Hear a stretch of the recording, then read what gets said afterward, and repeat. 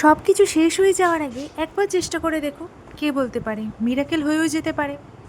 অনেক সময় আমরা ভবিষ্যতের কথা ভেবে বর্তমান সময়টাকে কাজেই লাগাই না, সব রকম আশা ছেড়ে দিই।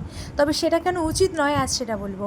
এই যে আমার ছোট্ট একটা এই টবের যে কোণা থেকে একটা চারা গাছ উঠেছে দেখতে পাচ্ছ, কি এই সুন্দর গাছটা কিন্তু ফুলটা। এই সময়ের নয়। হ্যাঁ, বুঝতেই পারছো এটা শীতকালীন একটা জানি গাছ, না আর এটা এটা কতদিন এপ্রিল মাস, থাকবে। যখন মারাত্মক গরমে প্রত্যেকটা মানুষ দুফোঁটা বৃষ্টির জন্য চাতক পাখির মতো অপেক্ষা করে থাকে।